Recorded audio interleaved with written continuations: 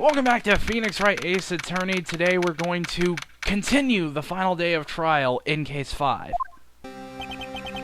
Sorry, Edgeworth. I didn't mean to get you in trouble. Don't worry about it. This is my problem, not yours. Hope I'm not interrupting anything, pals! Oh, yes I am. I'll come back later. Oh, Detective Gumshoe, what is it? You got a lot of nerve, pal, making a detective run around while on duty. And to top it off, you call me here. I've seen happier people at few... I've seen this before. I take it Lana's having you run errands again. Let me tell you, this is the last time, pal. Here, she asked me to give this to you if there was a break in today's trial. Evidence law? Edgeworth was talking about this just the other day. You must know the 2 rules of evidence law. Rule number 1, no evidence shall be shown without the approval of the police department. Is that right, Mr. Wright? It seems so. You can at least study some evidence law, really. The chief prosecutor also wanted me to give you a message. A message? She said if you're planning to take him on, you're going to need this book. Him. I guess I'll need to give this book a thorough read. Alright. Doesn't look like that book will do you any good now, though. All that's left now is the chief prosecutor's sentence. That's where you're wrong, Detective. Huh? Haven't you figured it out yet? Why I'm still sitting in that prosecutor's seat? Despite all these allegations being thrown at me? Mr. Edgeworth! The real trial today hasn't begun yet. What? What else is there left to do? Your credibility's been all but ruined with this forged evidence you were unaware of. Ema Skye found out she unwittingly caused a man's death, and now you're telling me you want to do more? You gotta be kidding me, pal! You're missing the point, Detective. Lana didn't murder Detective Goodman. She merely stuck a knife into his dead body. That means the real killer is still out there. What? And we're going to expose him, no matter what it takes. This case has hurt too many people. It's time to bring it to an end.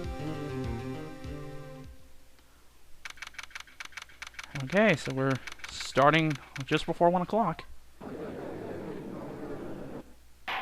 The court will now reconvene for the trial of Miss Lana Skye. Mr. Edgeworth. Yes, Your Honor? The inquiry committee is planning to impose harsh penalties for your actions. Thank you for the news, Your Honor. Yes, well, normally this is where the prosecution calls forth a witness. But, God! This isn't easy to say. You see, there is some concern that Mr. Edgeworth may have, struck a bargain. You think I may have manipulated the witnesses? I didn't say that! It's just, you see, everyone has been talking, and...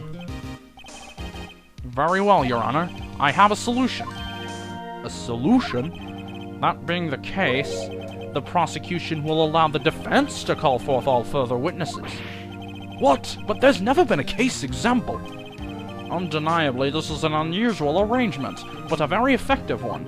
It would prove that I haven't struck any deals with the witnesses. Well, Mr. Wright, what do you say? Unbelievable. Edgeworth has found a way to continue the trial. Very well. The defense accepts the prosecution's proposal. Then it's settled. The, defense may now call forth the next witness. Mr. Wright. You do realize this is your last chance. If you call the wrong witness, this trial is as good as over. The defense calls... Time's finally come to bring out the real murderer. Defense calls Damon Gant. The defense calls Damon Gant to the stand. Damon Gant? What does he have to do with anything? As the defendant's partner 2 years ago, Mr. Gant has first-hand knowledge of the crime. I feel we should hear what he has to say about it. As luck would have it, he should still be in the courthouse. You would also be the least likely to have been manipulated by me in any way. Wouldn't you agree, Your Honor? True. All right. Bailiff, please escort Mr. Gant to the stand.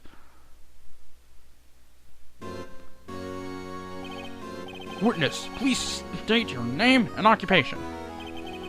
What is this, some kind of practical joke? I was just on my way to lunch. Your name and occupation, sir. Worthy, are you sure you want to do this? Your name and occupation. So, you want to play hardball, eh? But please, Mr. Gant. Fine. My name is Damon Gant. I'm the acting chief of police. Now then, Chief Gant, the court requests to hear your testimony. Oh, righto! What's with the grim face? First, let's clear up this SL9 incident. Oh, you mean that time when Lana's sister murdered that prosecutor? Personally, I think it's been made pretty clear already. There are still some things unaccounted for. Oh? Like what? Like the role you played in all of this. Son, either you're very brave, or very foolish. You are aware, of course, that a police chief has all kinds of weapons at his disposal? Weapons? Sure, take my testimony, for example. I don't have to give it if I don't want to. What? Is that true? I'm afraid so. The chief of police has the right to refuse to testify.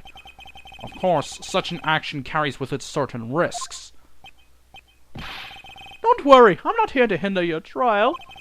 Just remember, if this turns out to be a big waste of time, don't say I didn't warn you. Very well, the witness may now begin his testimony. Alright. As I recall, Neil and I were questioning him that day. To make a long story short, we slipped up. That power outage didn't help either. When I went to my office, I found Lana there. Apparently she had already arranged the crime scene. As you can see, I had nothing to do with the forgery. Really? Is that when Dark was arrested? Him? He was lying on the floor unconscious.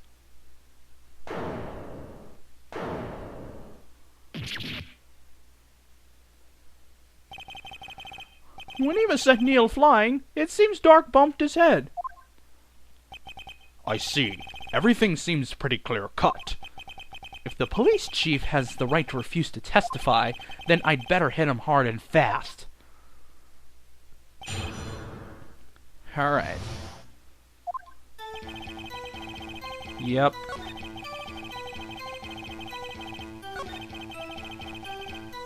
Ta-da!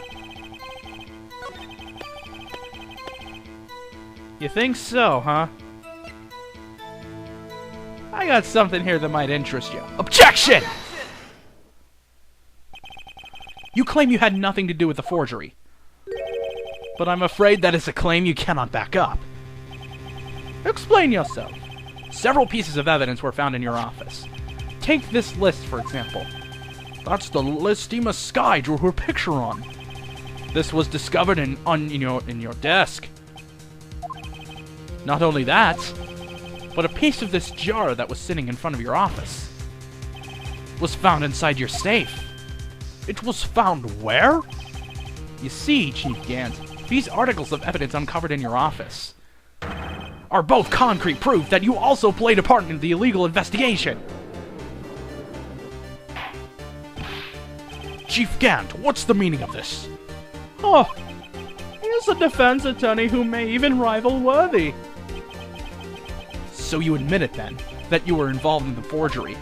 Who, me? Or do you mean you? Me? Why would I have anything to do with that? Well, you were the one who snuck into my office when you found this evidence. Prosecutors aren't the only ones capable of forging evidence, you know. Defense attorneys can do so too. Isn't that right, Righto? However, Detective Gumshoe was present during the investigation. Worthy, my boy. Not even detectives are exempt from the law. Rest assured, Dick will receive his due punishment. What? If Detective Gumshoe's salary drops any further, he'll end up paying to work. Yes, well, in light of the detective's presence, please give us your testimony regarding these pieces of evidence found in your office, and the relation to the forgery that took place at the crime scene. My. Kids these days no longer know how to put two and two together. Alright. Let's see, what was it now? A jaw fragment and a list? For all I know, you could have planted them in my office. Anyway, you can't prove when those pieces of evidence were discovered. If they were found after Dark was convicted, then they're worthless. There's no reason I'd participate in a forgery. Rearranging the crime scene wouldn't help me out in any way. Mr. Wright. Yes, Your Honor? When investigating the crime scene, you should have been more careful to observe protocol. You do understand that I am the chief of police, right? There will be consequences. Oof. Indeed, I believe I will press charges so you won't make the same mistake again.